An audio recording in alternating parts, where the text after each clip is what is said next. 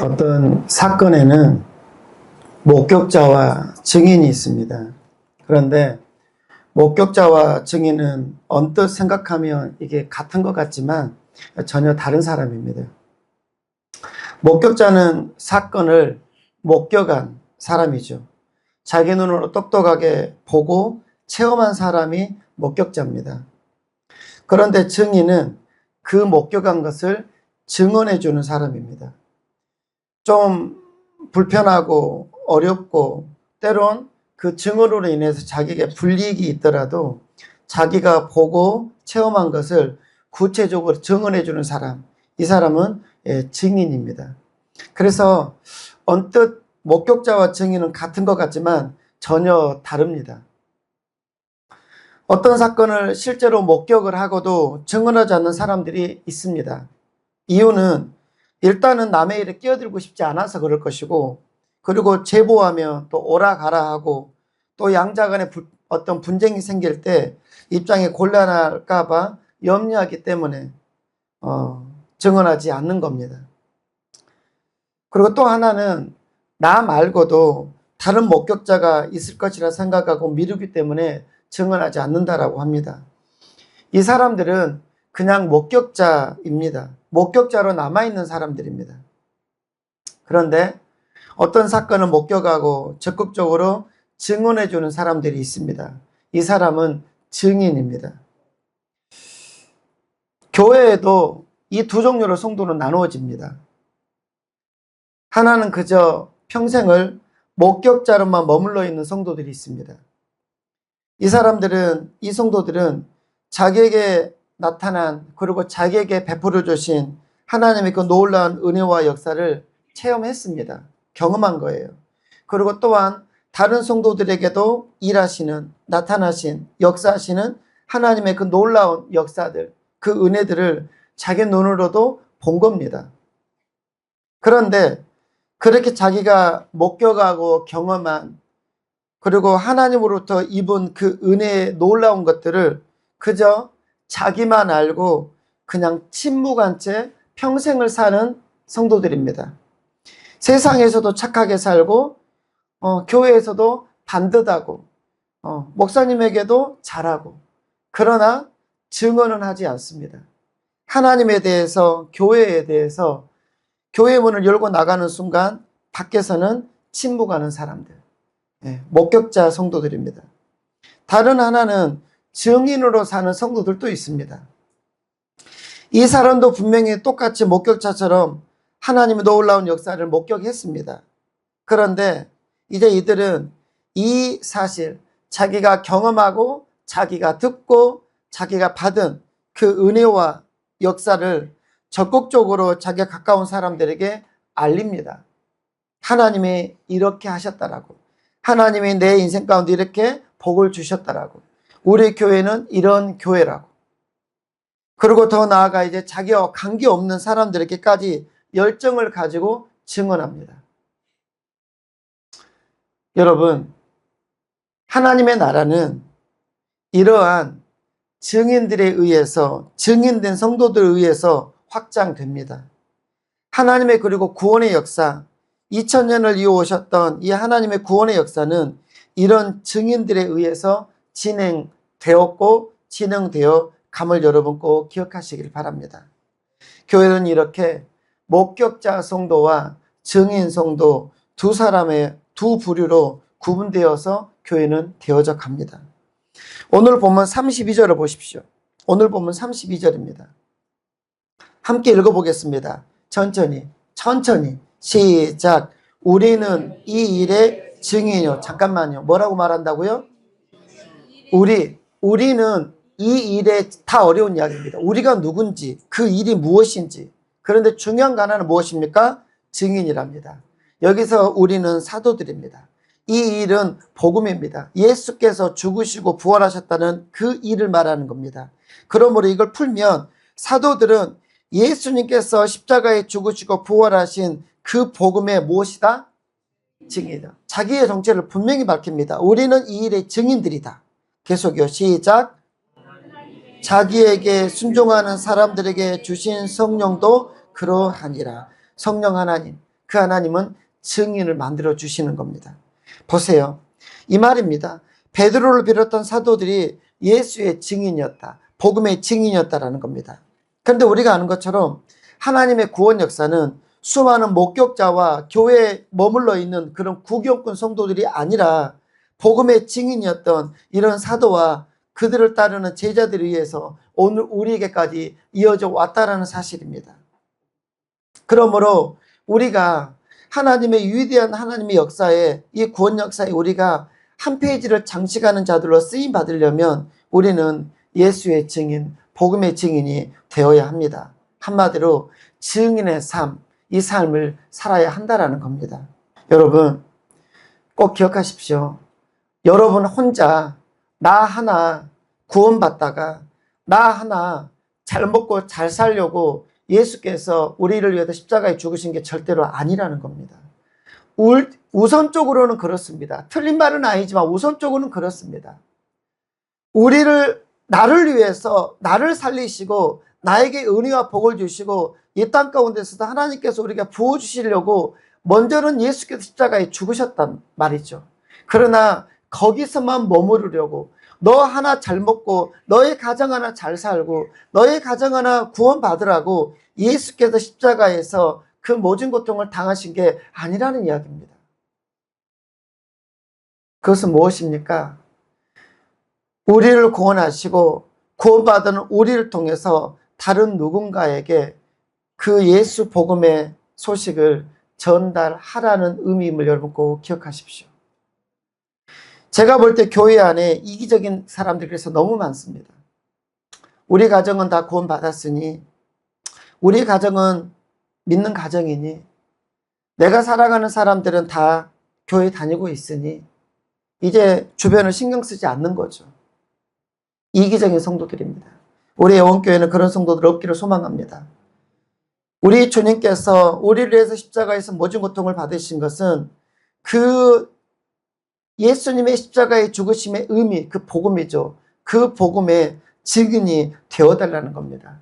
그럼 이제 우리는 무엇을 하며 살아야 될까요? 라는 이야기입니다. 그것은 복음의 증인이 되어야 된다는 거죠. 그래야 우리는 이 땅 가운데에서 하나님의 복된 자로 쓰임받을 수 있는 겁니다. 그럼 우리는 어떻게 하면 이런 증인의 삶을 살 수 있을까요? 라는 제목입니다. 한마디로 말하면, 그래요 목사님, 나는 증인으로 살고 싶습니다. 나는 전도자로 살고 싶습니다. 그런데 어떻게 해야 될까요? 라는 겁니다.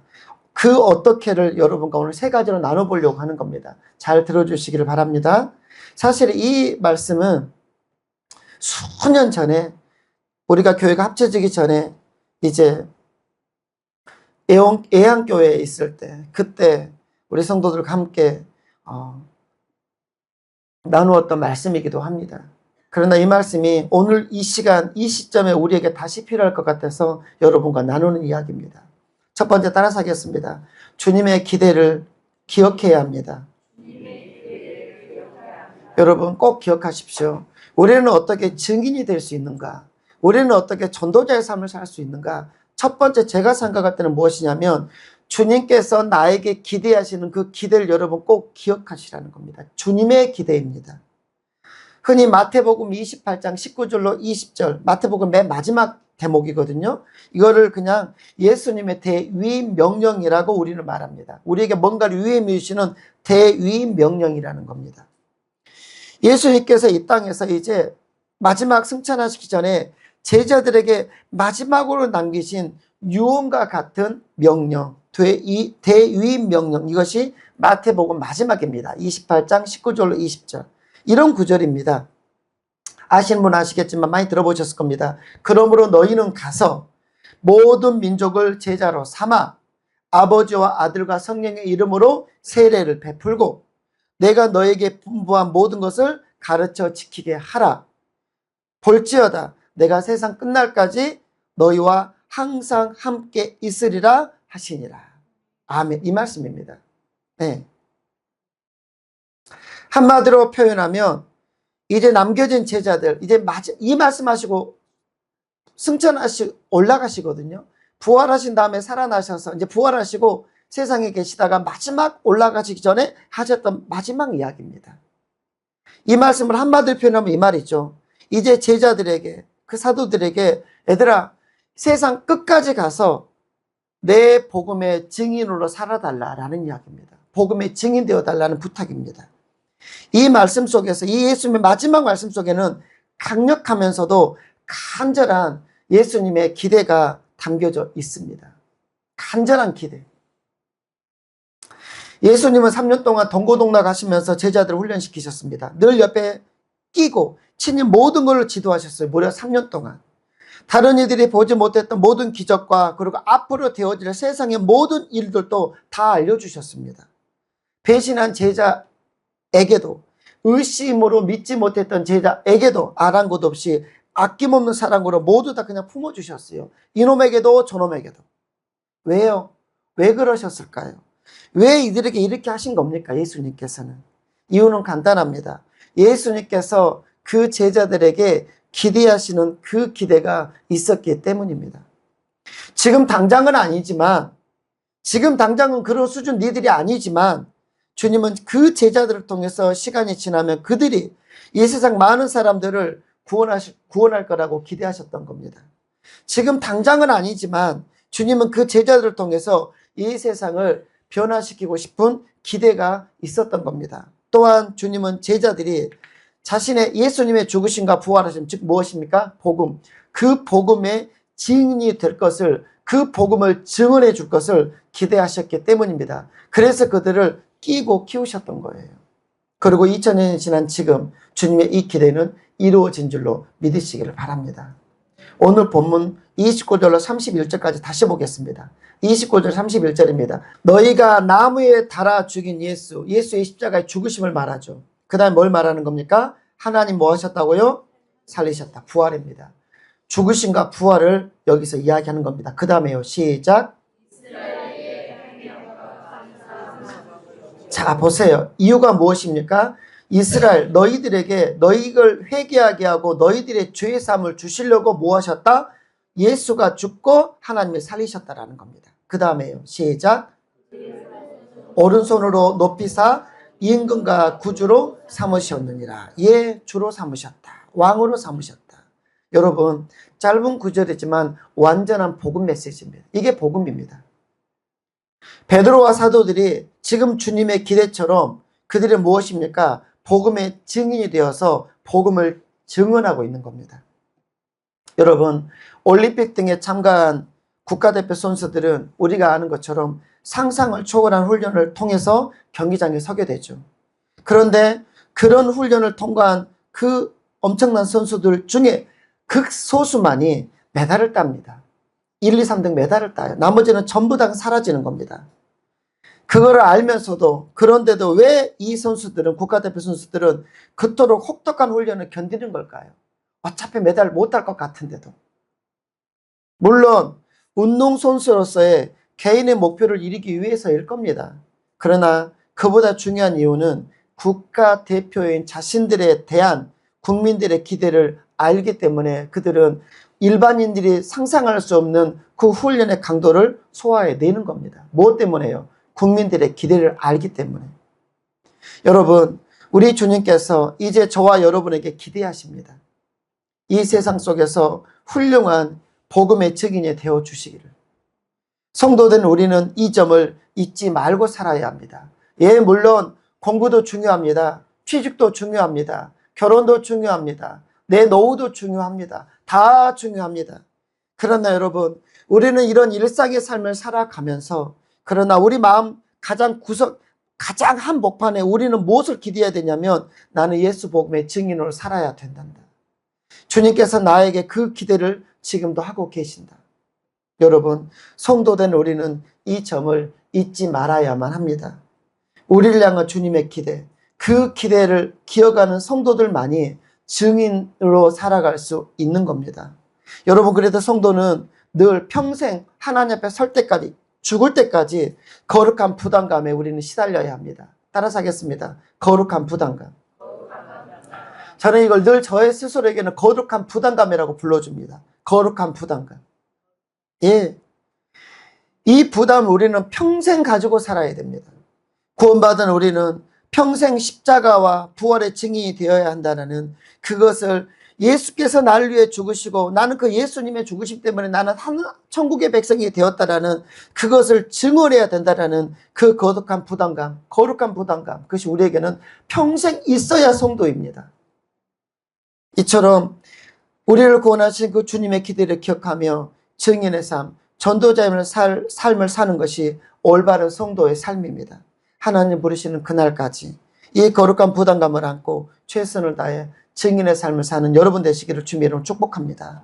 두 번째, 우리는 어떻게 증인의 삶을 살 수 있는가 따라서겠습니다. 성령의 인도하심에 순종해야 합니다. 대부분의 성도들이 암송하고 있는 사도행전 1장 8절 아는 분들은 암송하시고 제가 읽어드릴게요. 다 같이요. 자, 오직 성령이 시작. 오직 성령이 너희에게 임하시면 너희가 뭘 받고? 권능을 받고. 자, 예루살렘과 온 유대와 사마리아와 땅끝까지를 따라서 하겠습니다. 내 증인이 되리라. 아멘. 사도행전 1장 8절 승천하기 전에 주셨던 말씀.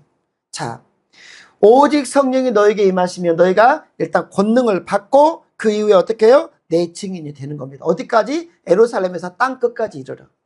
땅끝까지 가서 내 증인이 될 수 있다라는 이야기입니다. 여러분, 우리는 이 말씀 속에서 분명히 확인해야 될 것이 있습니다. 그것이 무엇이냐면 우리 주님께서는 제자들에게 먼저 내 증인이 되라고 명령하시기보다는 순서적으로 보면 그리스도인들에게 성령이 임하시면 권능을 받게 되고 그 이후에 그들이 예수의 증인, 복음의 증인이 될 것이다 라고 말씀하고 계신다라는 겁니다. 이 말은 그저 그러면 우리에게 임하신 성령이 이끄시는 대로 내가 내 힘으로 증인이 된다라기보다는 이 말씀대로라면 우리에게 성령이 임하시고 그 성령이 이끄시는 대로 우리가 순종하며 살다 보면 저절로 복음의 증인이 될 수 있다라는 말씀의 약속입니다. 무엇입니까? 오직 성령이 너에게 임하시면이 먼저예요. 우리 안에 성령님이 임하시면 성령님께서 우리 안에 감동하시고 우리를 이끌어 가시게 됩니다. 그러면 우리는 어떻게 해요? 그 성령의 이끄심에 우리가 순종하기만 하면 여기는 미래형을 씁니다. 내 증인이 되라가 아니라 내 증인이 뭐라고요? 되리라. 이건 수동형입니다. 능동형이라는 것은 내가 하는 것이고 수동형인 것은 남에 의해서 끌려가는 걸 수동이라고 하거든요. 어려운 말이지만 한마디로 말하면 우리가 예수의 증인이 되는 것은 말씀대로 문법적으로 따지면 내가 하고 싶어 하는 게 아니라 수동적으로 뭐에 의해서 끌려서 된다라는 이야기입니다. 그 무엇이 뭘까요? 성령님이십니다. 성령님께서 우리를 이끄시면 그럼 우리는 어떻게 하는 겁니까? 이끄시는 대로 순종하면 나는 아니고 나는 능력 없지만 어떻게 해요? 예, 증인이 될 수 있단다라는 이야기입니다. 한마디로 말하면 증인의 삶을 살기 위해서 중요한 것은 따라서 읽겠습니다. 성령의 인도하심에 순종하는 겁니다. 이겁니다, 여러분. 내 의지로, 우리 의지가 그렇게 대단한 게 아니에요. 내 노력으로 안 됩니다. 하다가도 못해요. 멈춰집니다. 계속되지 않아요. 내 의지와 우리의 결단과 나의 노력은 언젠가는 바닥에 보여요. 그러나 우리 안에 성령께서 우리를 이끌어 가실 때 우리를 아시는 하나님께서 주시는 겁니다. 그 성령의 이끄심을 따라 너희가 순종할 수만 있다라면, 순종하기만 한다라면 너의 힘과 너의 노력과 너의 결단과 의지가 아니라 그 성령의 이끄심, 그 성령의 능력이 너희를 증인으로 만들어 갈 것이다. 믿으시기를 바랍니다.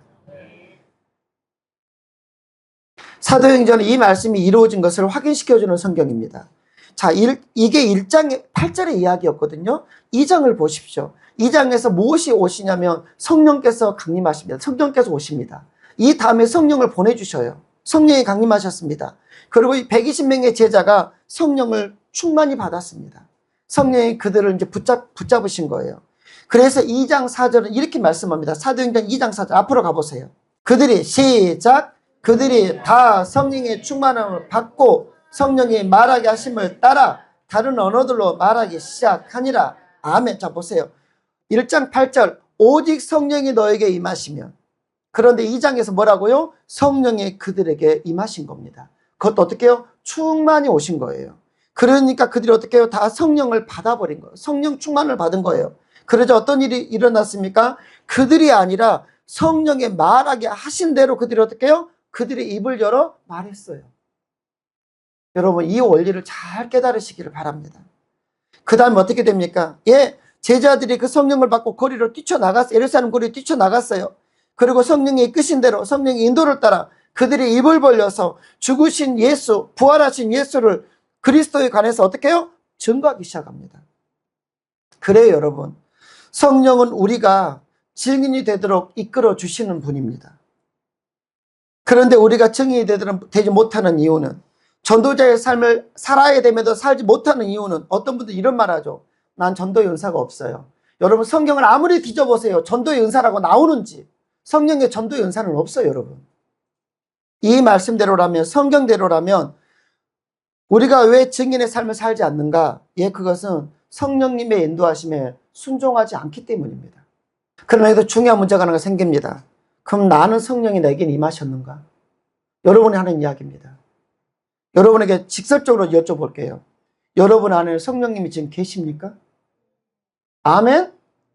아멘? 아니, 묻는 거예요. 뭐 그렇게 자신있게 대답을. 여러분 안에 성령님이 계십니까? 증거가 뭡니까? 증거를 대주세요.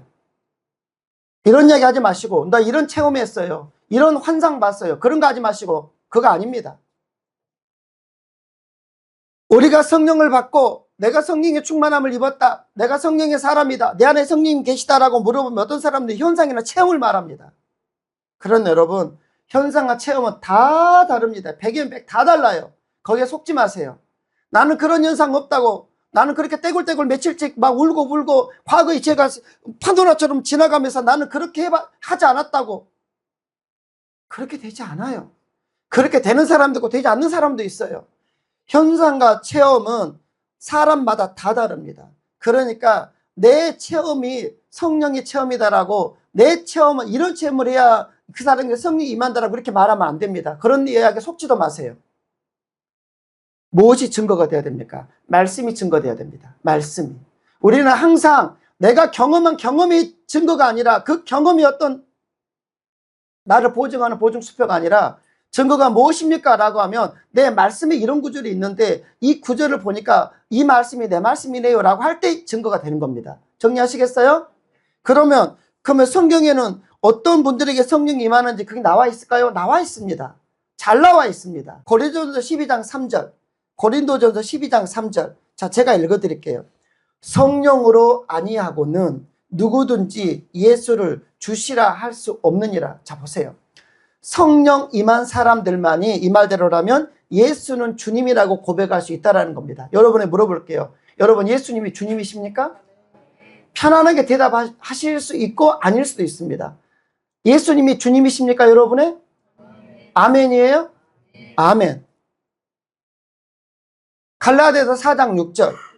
너희가 아들이므로 하나님이 그 아들의 영, 성령입니다. 그 성령을 우리 마음 가운데 보내사 아빠, 아버지라 부르게 하셨느니라. 제 이야기는 성경 이야기입니다. 갈라디아서 4장 6절의 말씀입니다. 자, 고린도전서 12장 3절은 성령으로 아니하고는 예수를 뭐라 못한다? 주님이라고 못한다. 그러므로 내가 예수를 주님이라고 부름에 있어서 아무런 거리낌이 없다. 그거는 성령이 하시게 하는 역사입니다. 두 번째, 우리가 아들입니다. 누구의 아들? 하나님의 아들입니다. 그래서 하나님이 이제 그 아들의 영, 성령을 우리 마음 가운데 보내셨답니다. 마음 가운데 보내신 것은 우리 안에 성령이 계신단 말입니까? 안 계신단 말입니까? 계신단 말입니다. 우리 안에 한마디로 말하면 성령이 내주하는 자, 성령을 받은 영혼들만 하나님을 따라서겠습니다. 하나님 아버지, 하나님 아버지, 하나님 아버지, 하나님 아버지라고 하는데 아무런 거리낌이 없고 오히려 하나님 아버지, 하나님 아버지라고 부르면 부를수록 내 안에서 따뜻함이 있고 감격이 있고 눈물이 난다. 그 사람은 100% 성령 받은 사람입니다, 여러분. 왜요?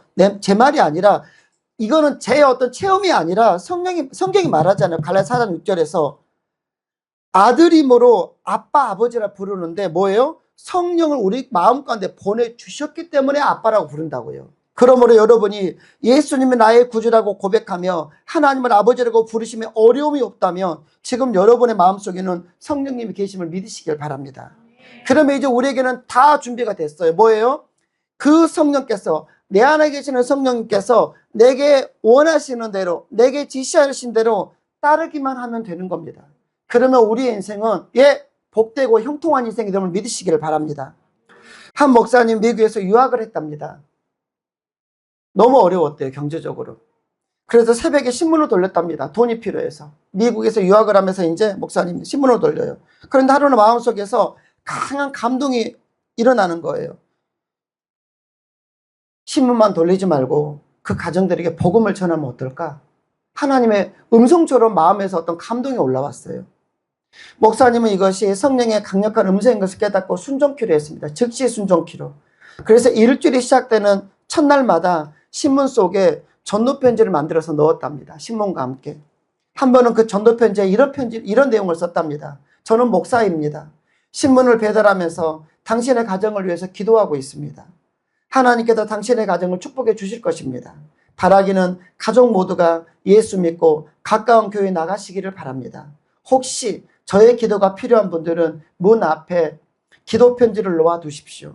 제가 반드시 정성껏 당신의 가정을 위해서 기도하겠습니다. 단순한 내용입니다. 그런 전도 편지를 써서 그냥 신문과 함께 돌렸던 거예요. 며칠이 지났습니다. 한 아주머니가 아이를 데리고 그 목사님을 기다리고 있었대요. 이유는 자기 아이가 스트레스 때문에 잠을 못 잔다는 거예요. 자기들은 교회에 다니고 있지는 않지만 그냥 그 목사님의 그 쪽지를 보고 이분이 기도하시면 낫겠다는 생각이 들었답니다. 이게 성령의 역사라는 겁니다. 목사님이 거기에서 그 문 앞에서 그 아이를 붙잡고 간절하게 그 현장에서 기도해 주었습니다. 그런데 다음 날이었습니다. 다음 날은 그 아주머니 혼자 그 문 앞에 또 서 있더래요. 다음 날. 무슨 일인가 해서 보았더니 아이가 잠을 잘 자고 있다라는 겁니다. 그러면서 그분 이런 말을 합니다. 목사님 혹시 괜찮으신다면 이번 주일부터 자기 집에 오셔서 자기 가정과 함께 예배 드려줄 수 있겠냐고. 교회 다니는 사람들이 아니었습니다. 그래서 교회가 개척이 되었고 신문을 배달하던 집집마다 이제 가정마다 이제 그 예배에 참석하게 되었다라는 목사님의 간증입니다. 여러분 기억하십시오. 우리는 뭔가 대단한 일을 해야만, 내가 어떤 대단한 훈련을 받아야만, 내가 대단한 어떤 능력이 있어야만 예수의 증인이 된다라는 착각 속에서 우리는 살아갑니다. 성령의 이끄심에 우리가 순종한다는 것은 어려운 게 아닙니다.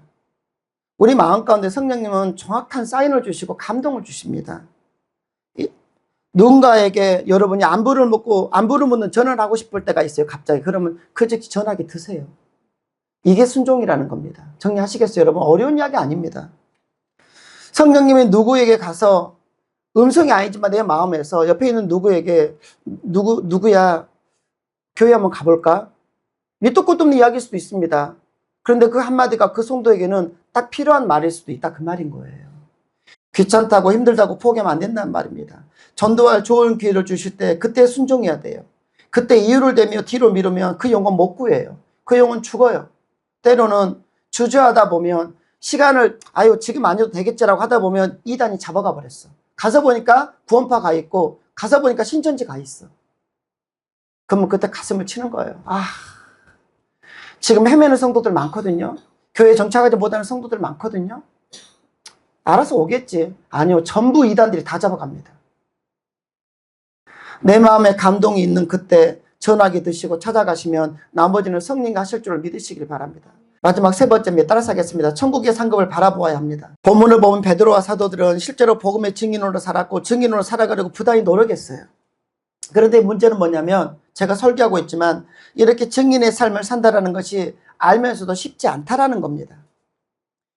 요즘은 열심히 살아도 살기 어려운 시대라고 하잖아요. 여기에 주님을 증거하는 삶까지 살려면 포기해야 될 것들, 참아야 될 것들, 억울해도 넘어가야 될 것들, 알고도 속아야 될 것들, 육체의 고단함, 가끔은 지인들과의 그런 사소한 갈등들 너무 많아. 그래서 아이고 나는 못하겠다. 나 그냥 살란다. 이렇게 하는 분들이 많은 게 사실입니다.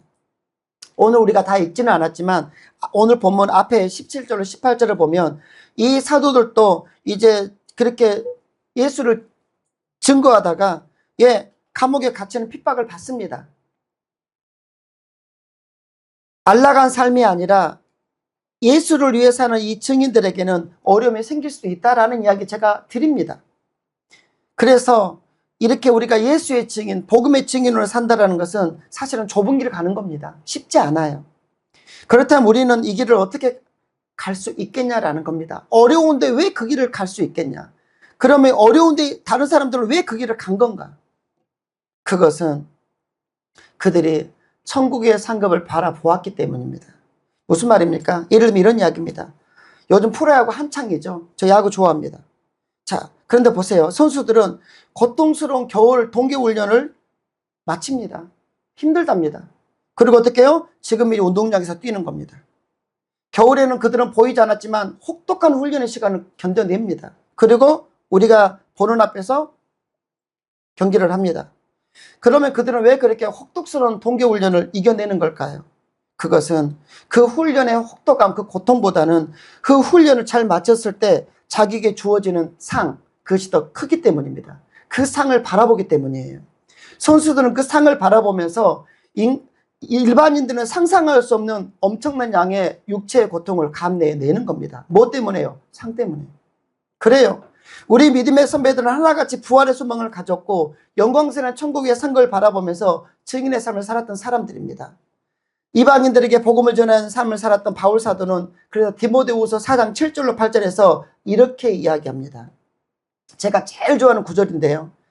디모데후서 4장 7절로 8절. 나는 바울의 이야기입니다. 선한 싸움을 싸우고 나의 달려갈 길을 마치고 믿음을 지켰으니, 즉 좁은 길을 걸었던 인생이라는 겁니다. 자, 그 결과가 무엇인가? 이제 후로는 나를 위하여 의의 면류관이 예비되었으므로 주 곧 의로우신 재판장께서 그날에 내게 주실 것이며 내게만 아니라 주의 나타나심을 사모하는 모든 자에게 도니라. 아멘.